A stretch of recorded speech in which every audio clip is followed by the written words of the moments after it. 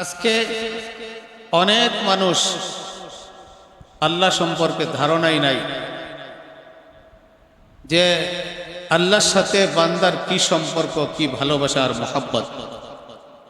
আল্লাহ বান্দাকে কত ভালোবাসেন, কত মহাব্বত করেন। আমার মায়ের পেটে আমাকে সৃষ্টি কে করেছেন? আমার বাবা মা সৃষ্টি করেন নাই, আল্লাহই সৃষ্টি করেছেন। সেখানে লালন পালন আমার বাবা মা আত্মীয় স্বজন করে নাই, আল্লাহই করেছেন।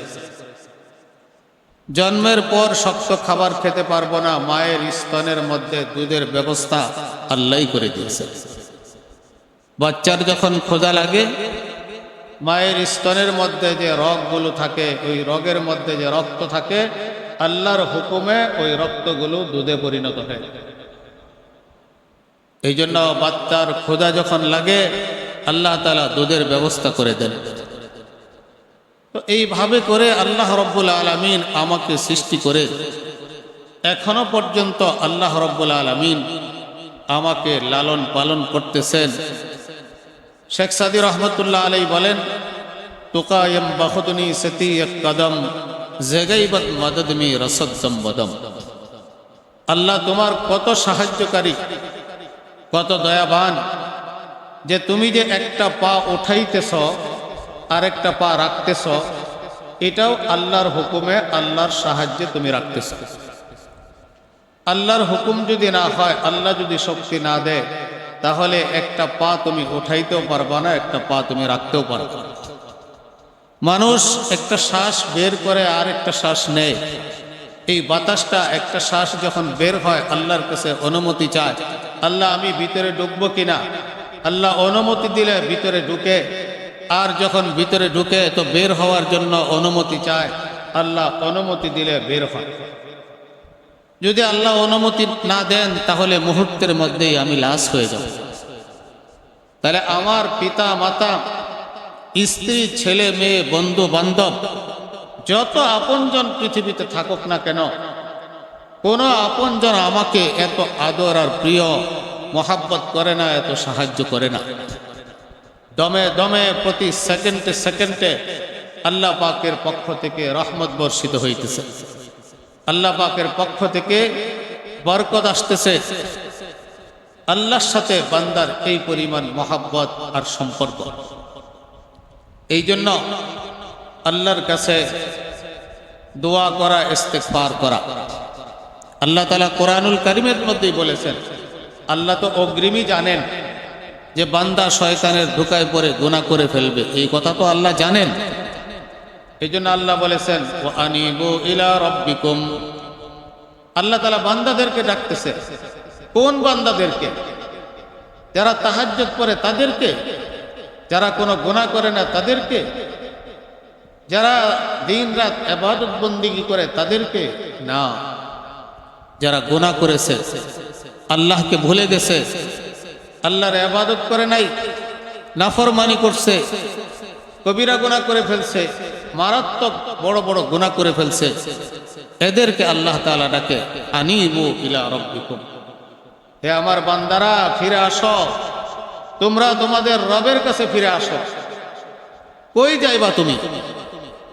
গুনাহ মাফ না করায় কোথায় যাইবা? কার কাছে যাইবা?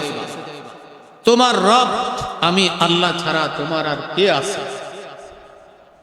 এই আসমানের নিচে, জমিনের উপরে মানুষ, ফেরেশতা, মখলুকাত কেউ তোমাকে সাহায্য করবে না, আমি আল্লাহ ছাড়া।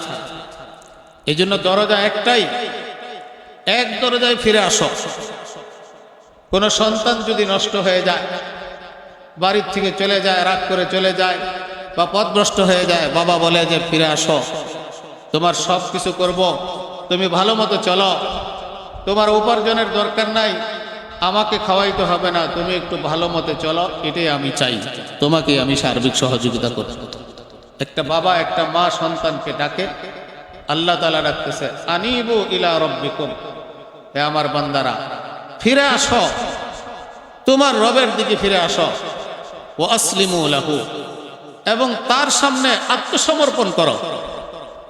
আল্লাহ যা করেছি, ভুল করেছি, আল্লাহ জীবনে অনেক পাপ করেছি, আল্লাহ তুমি ছাড়া আর কেউ নাই, আল্লাহ তোমার দরবার ছাড়া আর কোনো দরবার নাই, একক দরবার। এই জন্য আল্লাহ তোমার কাছে আসছি, তুমি আমাকে মাফ করে দাও। আল্লাহ বলেন যে এইভাবে করে আমার কাছে ফিরে আসো, আত্মসমর্পণ করো, আমার কাছে তওবা করো, ইস্তিগফার করো, নিজের মাথাটাকে ঝুঁকিয়ে দাও, সেজদায় পড়ে কান্নাকাটি করো। মিন ক্বাবলি আইয়াতিয়াকুমুল আযাব, হঠাৎ করে আযাব আসার পূর্বে। এমন যেন না হয় তোমরা গুনাহ করতেছো আর আল্লাহর কাছে ফিরে আসলা না, তওবা করলা না, আল্লাহর কাছে নিজেকে সুপর্দ করলা না, আত্মসমর্পণ করলা না। এমন সময় আসতে পারে হঠাৎ করে তোমার উপরে একটা আযাব চলে আসবে। সুম্মা লা তুনসারুন, এরপরে আর তোমাকে সাহায্য করা হবে না। আযাব আসার পরে আর সাহায্য করা হবে না। এই আযাব অনেক সময় অনেকভাবেই আসে। মানুষ গুনাহ করতে থাকে খুব দাপটের সাথে, এক পর্যায়ে আল্লাহ রাব্বুল আলামিন এমন একটা রোগ তাকে দিয়া দেয়, একেবারে বসে পড়ে আর বিছানা থেকে উঠতে পারে। এমন অভাব অনটন দুর্ভিক্ষ মামলা মুকদ্দমা মুসিবত এমন ভাবে দিয়া দেয় যে দুনিয়ার জীবনটা অতিষ্ঠ হয়ে যায়। আরে ব্যাখ্যা করছে যে আযাব বলতে মওত আসার আগে, কারণ গুনাহগারদের জন্য মওত এটা একটা আযাব, আর নেককারের জন্য মওত এটা একটা তোহফা, হাদিয়া। নেককার মৃত্যুর পরে নিয়ামত পায় আর গুনাহগার মৃত্যুর পরে শাস্তি পায়। এই জন্য আল্লাহ বলছেন, হে আমার বান্দারা, আনিবু ইলা রাব্বিকুম, তোমরা তোমাদের রবের কাছে ফিরে আসো। কার কি গুনাহ হয়েছে তোমাদের রব জানে আর তোমরা জানো। তোমরা ভুলে গেলেও তোমার রব সেটা জানে। আল্লাহর কাছে এসে মাথা নত করো, তওবা করো, ইস্তিগফার করো, আল্লাহ রাব্বুল আলামিন তোমাকে পবিত্র করে।